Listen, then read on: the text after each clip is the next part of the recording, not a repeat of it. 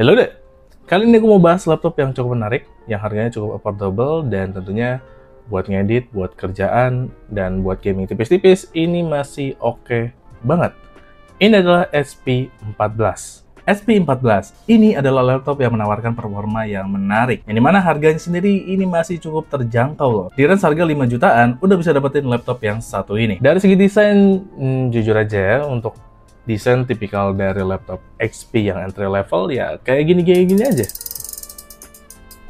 Yang dimana biasa aja sebenarnya desainnya. Berarti ya, desainnya sih simple dan minimalis dengan warna silvernya yang cukup stunning menurut gua. Bentukannya lumayan slim dan punya bobot yang udah cukup ringan, jadi enak buat dibawa kemana-mana. Ya, dari tampilan mah ini bisa didefinisikan sebagai laptop yang low profile. Karena dengan tampilan yang sesederhana ini, spek yang dia punya ini lumayan mantep loh. SP14 ini menggunakan prosesor AMD Ryzen 3 7320U dengan prosesor quad-core yang punya clock speed space 2,4 GHz dan boostnya ini sampai 4,1 GHz. Ya, dengan kode name AMD Mendocino yang didesain buat efisiensi daya ya, tapi tetap punya performa yang oke buat kebutuhan sehari-hari. RAM-nya ini menggunakan 8 GB LPDDR5 onboard dan ya, sayangnya nggak bisa di-upgrade. Tapi nggak apa-apa lah ya, performanya ini udah jauh lebih baik dibandingkan DDR4. Untuk grafisnya, dia menggunakan AMD Radeon Integrated Graphic Card. Buat tugas dan entertainment kayak edit dokumen, browsing, dan juga nonton video Full HD, ini aman banget. Dan kalau buat gaming, nanti kita tes lah ya. Kita lanjut ke bagian layarnya. Untuk layarnya ini menggunakan 14 inch, tapi sayangnya panelnya masih belum IPS, tapi SVA. Resolusinya ini udah Full HD, 1080p, udah anti-glare dengan brightness di 250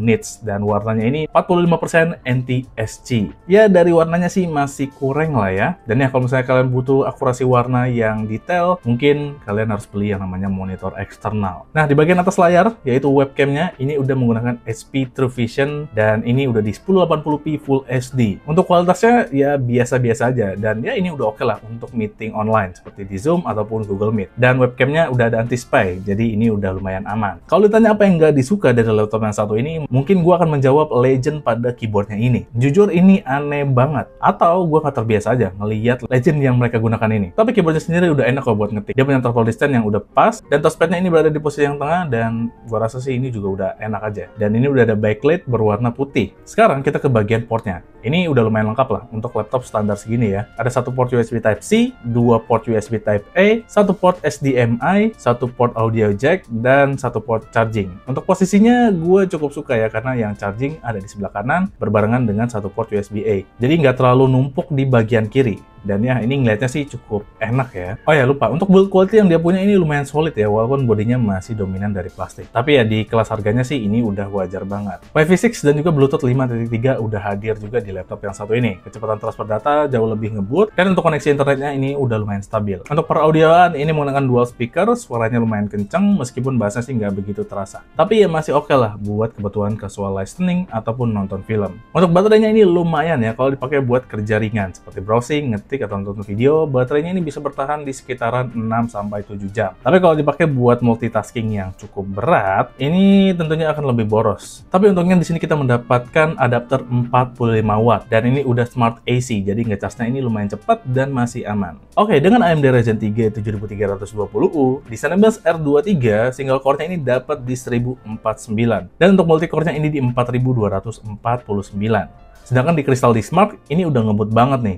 Read-nya di 1784 MB per second, dan write-nya di 1721 MB per second. Dan dengan grafis dari AMD Radeon, ngegame tipis-tipis masih enak banget sih di laptop yang satu ini. Ya, walaupun harus mentokin settingannya ke sebelah kiri.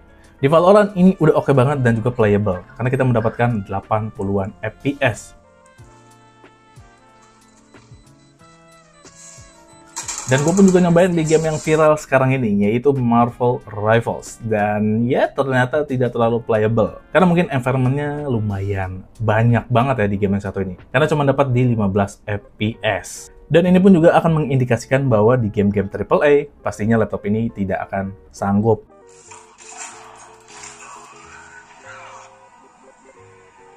Buat kerjaan juga lumayan oke ya. Render video 4K, durasi 8 menit di laptop yang satu ini. Dan ya, 30 menit ini udah lumayan oke lah. 4K loh ini. Dan ya, di harga 5 jutaan menurut gue cukup worth it lah ya dengan apa yang didapatkan. Dan gue pribadi cukup suka dengan I/O port yang dia punya. Karena untuk setup yang gue pakai sekarang itu sangat ngebantu banget. portnya, jadi nggak padat. Dan ya, gue pribadi senang banget sih dengan HP 14 ini. Dan ya, memang kalau desain memang bukan yang ditonjolkan, tapi mungkin dari fiturnya. Tapi dengan harga yang sama, ya menurut gue dibanding laptop kebanyakan, HP 14 ini bisa menjadi pilihan yang cukup oke buat didapatkan. Dan ya, kalau kalian tertarik sama laptop yang satu ini, linknya ada di deskripsi. Tapi bagaimana menurut kalian tentang laptop yang satu ini? Apakah worth it atau enggak untuk didapatkan? Ya, tuliskan pendapat kalian langsung aja di kolom komentar, dan terima kasih telah menonton. Video ini pasti ada salahnya, jadi jangan ragu buat koreksi di kolom komentar. Dan ya, jangan lupa like, share, dan subscribe jika kalian suka video ini. So, sekian dari gue, dan kita akan ketemu lagi di video berikutnya.